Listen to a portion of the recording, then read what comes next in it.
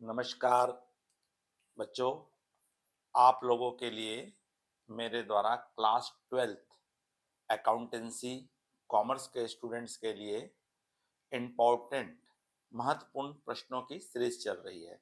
इसी क्रम में मैंने आपको पार्टनरशिप साझेदारी में से साझेदारी का समापन डिसोल्यूशन ऑफ पार्टनरशिप फर्म से संबंधित मैंने पिछले 2 वीडियो में आप लोगों को रियलाइजेशन अकाउंट्स कैसे बनता है, पार्टनर्स कैपिटल अकाउंट कैसे बनता है और कैश अकाउंट किस प्रकार से बनता है, इसके बारे में मैंने विस्तार से आप लोग को समझाया। उसी क्रम में देखेंगे बच्चों, इस वर्ष की परीक्षा में जो प्रश्न पूछा जा सकता है, संभावित है, वो प्रश्न को मैं आज बताने जा रहा हूँ। अगर बच्चों इस चैनल में आप नए हैं या पहली बार देख रहे हैं, तो तत्काल इस चैनल को सब्सक्राइब कर दीजिए, आइकॉन बेल को पुश कर दीजिए, जिससे कि जैसे ही वीडियो अपलोड हो, आपको उसकी सूचना प्राप्त हो सके। चलिए बच्चों, देखते हैं आज का प्रश्न क्या है और उसमें हमको क्या बनाने के लिए कह रहा है। तो हमारा प्रश्न कह रहा है बच्चों, एक्स वाई एक फर्म में साझेदार है जो अपना प्रॉफिट एंड लॉस का डिस्ट्रीब्यूशन कैसे कर रहे हैं, 3:1 के रेशियो में करते हैं। 31 दिसंबर 2020 को उन्होंने साझेदारी समाप्त करने का निश्चय किया है। उनका बैलेंस शीट चिट्ठा निम्न प्रकार दिया हुआ है।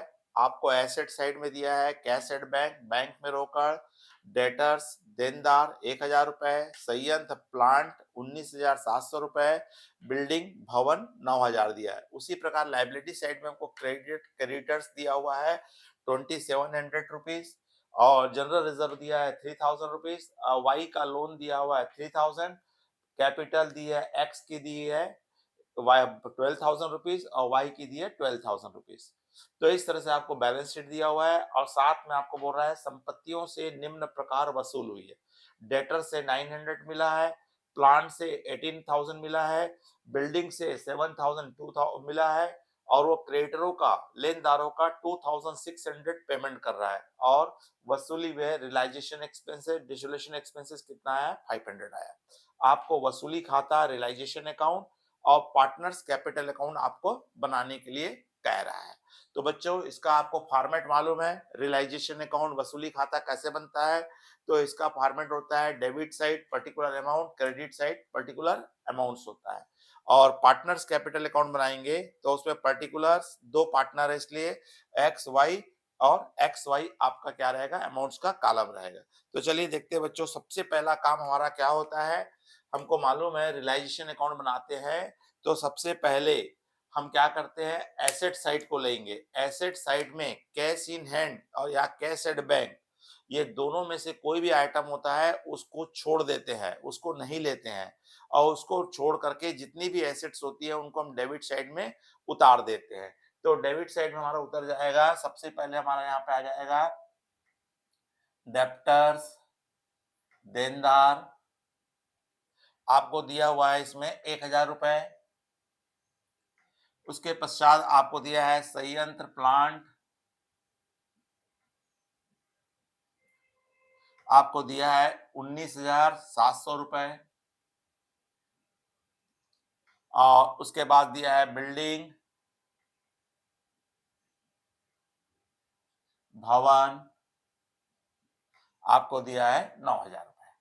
तो इस तरह से आपको कैश एड बैंक को छोड़ के सभी एसेट्स को जितनी बुक वैल्यू दी है उसी बुक वैल्यू में इस पे क्या कर दिया जाता है, उतार दिया जाता है। अब उसके पश्चात हम आएंगे लाइबिलिटी साइड में। हमको मालूम है इंटरनल लाइबिलिटीज को छोड़ देते हैं, जो कैपिटल अकाउंट में आता है केवल यहाँ पे एक्सटर्नल लाइबिलिटीज लेते हैं। तो एक्सटर्नल लाइबिलिटी से मात्र यहाँ पे एक ही आइटम्स है जो क्रेडिटर्स है, जनरल रिजर्व, वाई का लोन और एक्स वाई की कैपिटल क्या है, इंटरनल है। ये सब कहाँ जाते हैं, कैपिटल्स अकाउंट में। तो इसलिए यहाँ पे केवल क्या आ जाएगा, क्रेडिट साइड में हमारा आ जाएगा क्रेडिटर्स, लेनदार और आपको दिया है 2700 रुपीज। अब उसके पश्चात आप कहाँ आ जाएंगे बच्चों, समायोजन में आ जाएंगे, एडजस्टमेंट में आ जाएंगे। एडजस्टमेंट में कोई भी संपत्ति दी रहती है वो कहाँ आता है? क्रेडिट साइड में आता है। और एडजस्टमेंट में जो भी दायित्वों का भुगतान करते हैं उनको हम कहाँ लिखते हैं? डेबिट में। तो यहाँ पे बता रहा है निम्न संपत्तियों से निस्तारक ने कितना कितना वसूल किया है। जैसे ही कै वसूल करता है तो यहाँ पे हम कैश अकाउंट या बैंक अकाउंट लिख सकते हैं, रोकड़ लेखा या बैंक लेखा, और जिन जिन एसेट से जितना जितना कलेक्ट होगा उसको हम लिखेंगे। तो यहाँ बता रहा है हमको देनदारों से कितना मिला बोल रहा है? 900 रुपीज। तो यहाँ पे हम लिख देंगे डेप्टर्स, देनदार, इससे हमको मिल रहा है 900। फिर उसके पश्चात आपको बोला हुआ है प्लांट, संयंत्र, इससे मिला है आपको 18,000। और उसके पश्चात बोल रहा है आपको यहाँ पे बिल्डिंग, भवन आपको दिया हुआ है 7,200 रुपए। तीनों को जोड़ दीजिए, 0 0 आपका 9 और 2 11, 8 और एक 9, 9 और 7 16, 1 और 1 2। तो इस तरह से 26,100 रुपए इसको क्या हो रहा है बच्चों? कलेक्ट हो रहा है। अब उसके पश्चात आ जाइए, यहाँ पे बोलता है अगला हमको बोलता है लेनदारों को कितना भुगतान क्या बोल रहा है? तो यहाँ पे लिख लेंगे टू कैश अकाउंट या बैंक अकाउंट, रोकड़ लेखा या बैंक लेखा। अब यहाँ पे किसका भुगतान कर रहा हो? क्रेडिटर्स का, लेनदार का पेमेंट किया बोल रहा है। और आपको लेनदार का कितना भुगतान किया बोल रहा है? 2600 रुपीज, 2600 रुपए भुगतान किया। और साथ में ही वो क्या बस भुगतान कर रहा है? वसूली व्यय, लिक्विडेशन चार्जेस,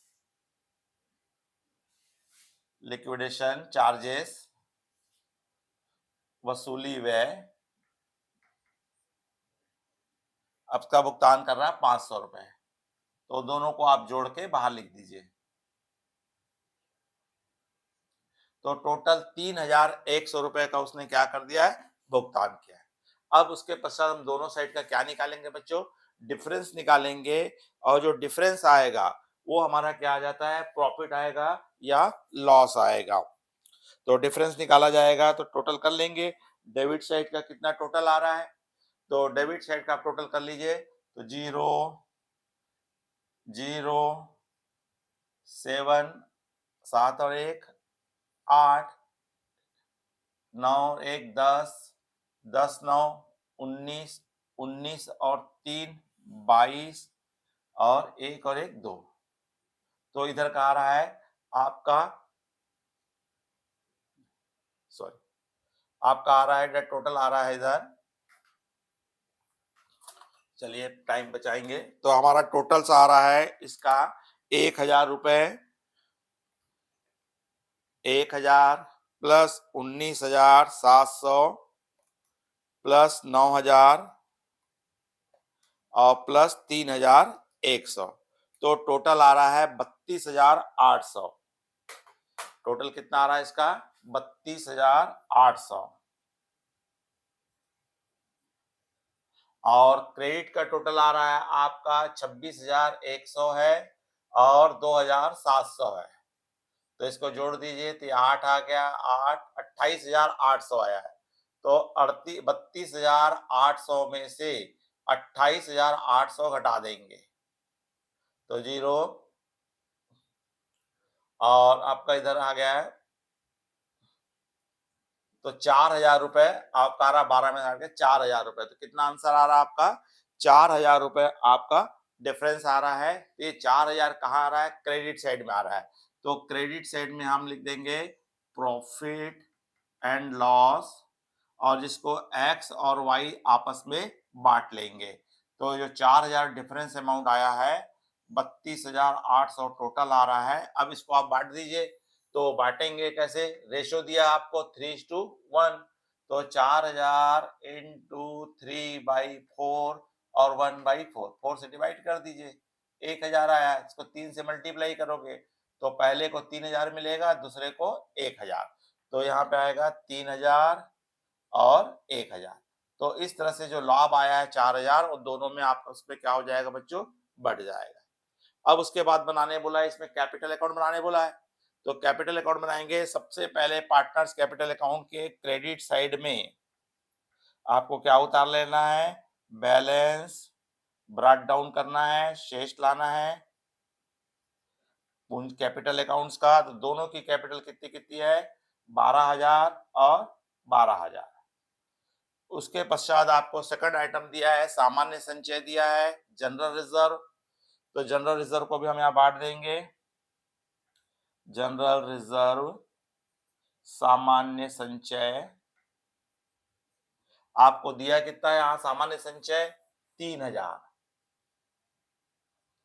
इसको भी आपको बांटना है 3/4 और 1/4 में। तो 3000 को पहले आप क्या करना पड़ेगा, 4 से डिवाइड करोगे, तो 7 टाइम्स आता है, 7 चौक 28 होता है। फिर आपका जी आपका 2 आया, 5 750 बार जाता है। कितने बार जाता है, 750। और 750 को 2 से मल्टीप्लाई कर दिए ये, तो 2250 आएगा, और इसका आएगा 750 रुपए। तो आपको x को कितना मिल रहा है, 22, x को मिलेगा 2250, और इसको कितना मिलेगा, 750। अब उसके पश्चात हमारा कैपिटल्स हो गया, सामान्य संचय हो गया। एक y का ऋण को पार्टनर्स कैपिटल अकाउंट में नहीं लिखते हैं, उसको कैश अकाउंट या बैंक अकाउंट बनता है, उसके क्रेडिट साइड में लिखते हैं। उसके पश्चात यहाँ पे प्रॉफिट हुआ था, इसलिए ये प्रॉफिट को भी सॉरी, यहाँ पे लॉस हुआ था क्योंकि हमको क्रेडिट साइड में कम आया है, तो लॉस हुआ है। तो इस लॉस को क्रेडिट साइड में कम आता है, तो लॉस, डेबिट साइड में कम आता है तो प्रॉफिट। तो लॉस हुआ, तो लॉस कहाँ जाएगा, इसके डेबिट में आ जाएगा। तो रियलाइजेशन से लॉस, वसूली खाते से हानि।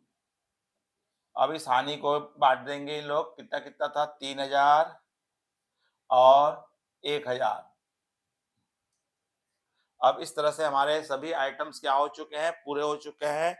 अब आप इसको केवल क्या करना, हमको डिफरेंस निकालना है, और उस डिफरेंस में से आपको क्या कर देना है, अंतर निकालेंगे। तो ज्यादा हमारा क्रेडिट साइड में आ रहा है, तो इसका आ रहा है 14,250 और 12,750। टोटल आएगा 14,250 और 12,750। और डेबिट साइड में जो भी डिफरेंस आएगा उसको कैश अकाउंट या बैंक अकाउंट बोलेंगे, जो हमको क्या करना है, उसको पेमेंट्स करना है, मतलब पार्टनर लेके जाएंगे। तो 14,000 में से 3 जाएगा तो 11,250 आएगा इसका, और 12,000 में 1,000 जाएगा तो 11,250 आएगा। तो ये कैपिटल अकाउंट का बैलेंस होगा। तो इस तरह से बच्चों आपको बहुत ये वेरी इंपॉर्टेंट क्वेश्चंस है, जिसके परीक्षा में आने के बहुत ज्यादा संभावना है। इसमें आपको वसूली खाता एवं साझेदारों का पूंजी खाता बनाने के लिए कहता है, और ये जो सीजी के क्लास में ये 8 नंबर के प्रश्न में इसके पूछने की संभावना है। और अगर सीबीएसई के कोई है तो इसमें ये 6 नंबर में इस प्रकार के क्वेश्चंस को वो पूछेगा। अगर बच्चों ये प्रश्न आपको हल समझ में आया है तो आप वीडियो को लाइक कीजिए, अपने अधिक से अधिक मित्र साथियों को शेयर कीजिए। नमस्कार, जय हिंद, जय भारत।